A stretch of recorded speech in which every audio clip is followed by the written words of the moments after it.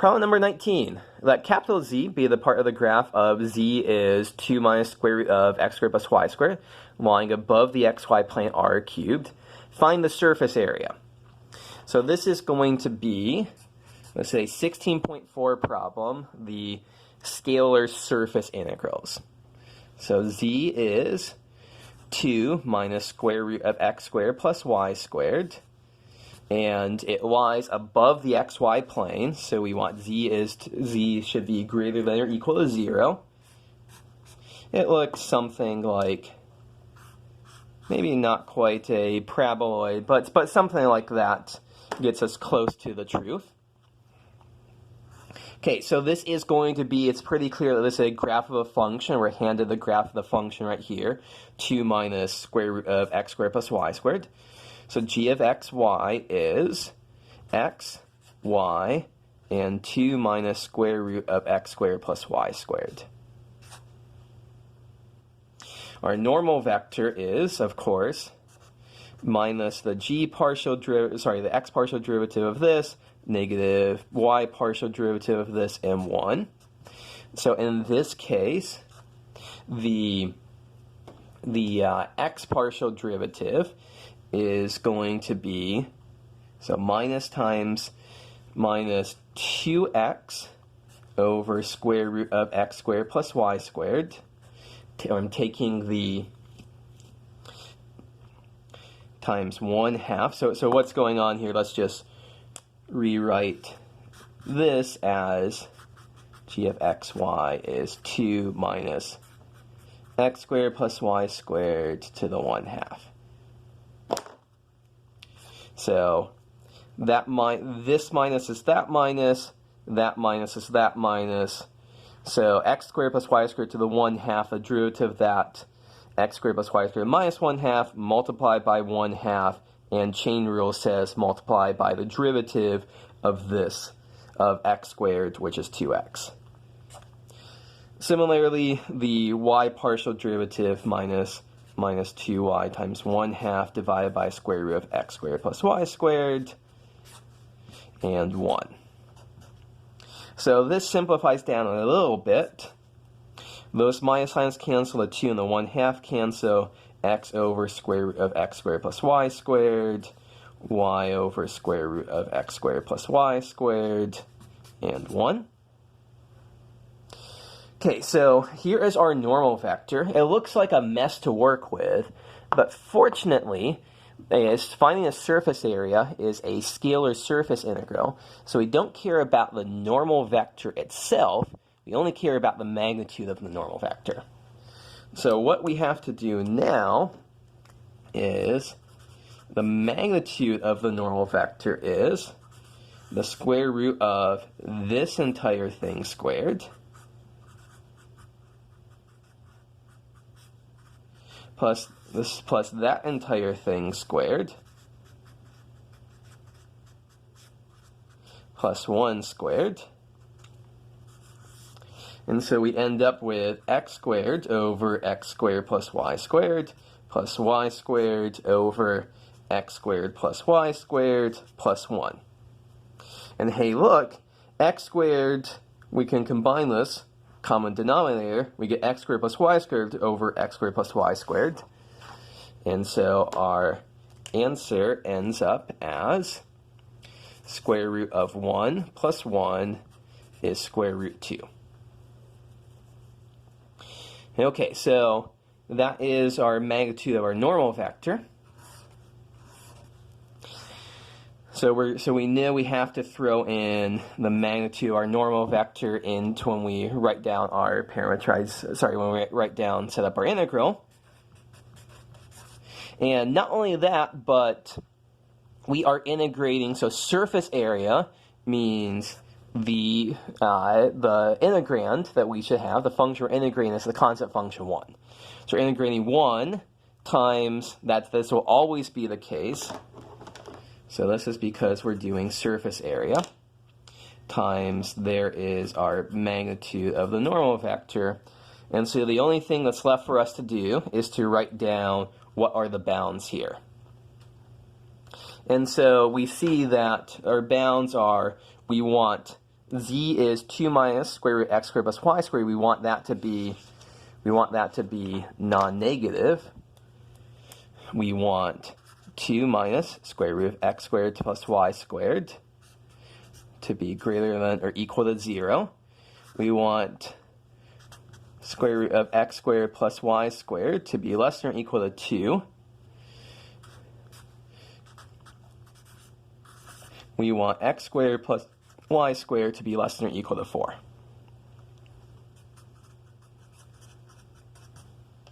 So what do we have here? We're integrating over a circle of radius 2.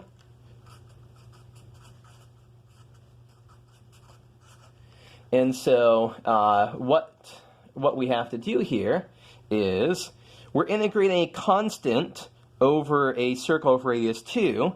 So the answer is just that constant, square root 2, times the area of our circle. And so that's going to be the area of a circle of radius 2 is 2 squared times pi. So our answer here is 4 square root 2 times pi.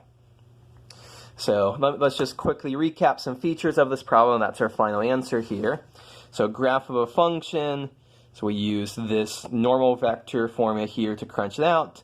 It's a scalar surface integral that we're doing, so we don't need the normal vector. We need the magnitude of the normal vector, which simplifies down nicely. Because we're asked to find surface area, that's just the constant 1 is what we're integrating. And because we're integrating a constant over some region, it's just that constant times the area of that region. We certainly could use polar coordinates if we wanted to, and we get the same answer. And if this wasn't a constant, if it was something that actually did depend on x and or y, we probably would want to switch to polar coordinates to do our calculation. But it is a constant, so this is the easiest way to do our calculation. Okay, so that's problem number 19. Let's look at problem number 20. So we have to verify the divergence theorem. And here is, so vector field F is x, y, z.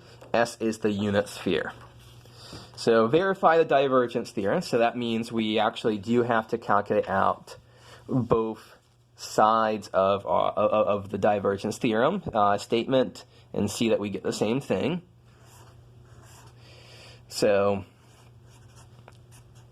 f dot ds is equal to the triple integral over w of the divergence of f dv. So here, what do we have? W is the unit sphere, and f is the vector field x, y, and z. Okay, so both of these calculations, we'll see that the right side is going to be easiest, but the left isn't going to be too bad either. But let's start off with calculating out the right side. So for the triple integral here,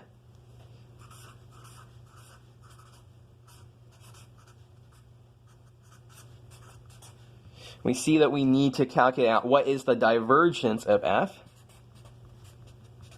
So we take the partial derivative with respect to x of x, that's 1. The partial derivative with respect to y of y, that's 1. The partial derivative with respect to z of z, that's 1.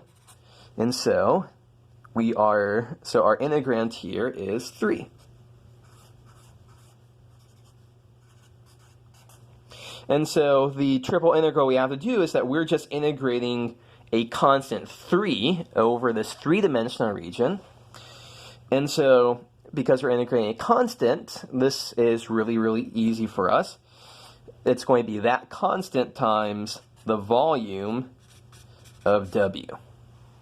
So if so in our previous problem, in the one that we just did, we saw we had a 2-dimensional integral of a constant. And so that was the constant times the area of that region. Now we have a 3-dimensional integral of a constant over some region, and it's that constant times the volume of that region. So it's 3 times the volume of W, 3 times So W is a unit sphere. The sphere has volume in general 4/3 pi r cubed. So r here is 1. So 3 times 4/3 pi. So our answer is 4 pi for the right side, what we get from the right side of the statement of the divergence theorem. Okay, so let's crunch out the left side of the statement of the divergence theorem, and we know we need to get, we have our target here, we should be getting 4 pi. Okay, so what do we have?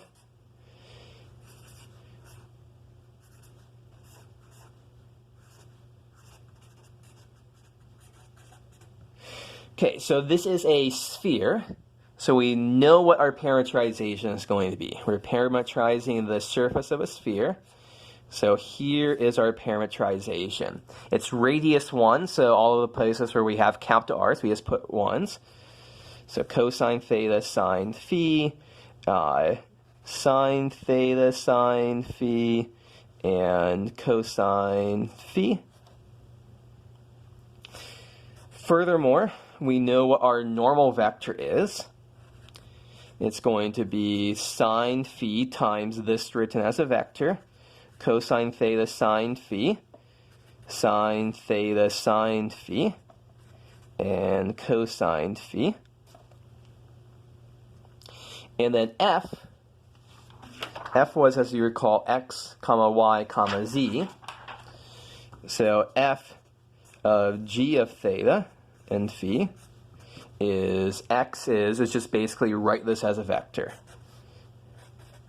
Cosine theta sine phi, sine theta sine phi, and cosine phi. So here's our normal vector. Here's what we get when we plug our parametrization into our vector field. Now observe the following, that this vector here and that vector there are the exact same vector. The only difference between these two expressions is that the normal vector has a factor of sine of phi out in front. So I think I mentioned this briefly in class, that we sometimes call this entire vector e hat. And so really what's going on is that if we want to do f of g of theta and phi dot product with a normal vector, it's going to be e hat dot product sine of phi times e hat.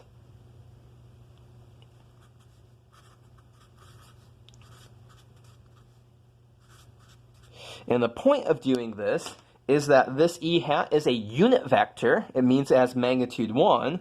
And so when we do e hat dot product e hat, we get 1. So the entire, what happens when we do this dot this, we just end up with that factor of sine of phi that's been hanging around outside. If you don't believe me, it certainly is a worthwhile exercise to go through and do this dot this explicitly. And you have to use the Pythagorean theorem a couple of times. You'll use both cosine squared theta plus sine squared theta is equal to 1. And then you'll use cosine squared phi plus sine squared phi is equal to 1. But eventually, either way we crunch it down, we end up with sine of phi here as our answer. So in order now to do, now we have to do the calculation here, this double integral. So over an entire sphere, so theta is running from 0 to pi, natural bounds. Phi is running from 0 pi, its natural bounds. And we're integrating sine of phi d phi d theta. So crunching this out, we can split this up, theta from 0 to pi d theta, phi from 0 to pi sine of phi d phi. And so what do we see? This is 2 pi. And when we crunch this out, this is 2. And so sure enough, our answer is 4 pi, which is exactly the same answer as we got there. So we have successfully verified the divergence theorem in this case. that we've evaluated both sides of this statement here. The triple integral of the divergence gives us 4 pi, and the double integral of f over the surface also gives us 4 pi. So we have verified the divergence theorem.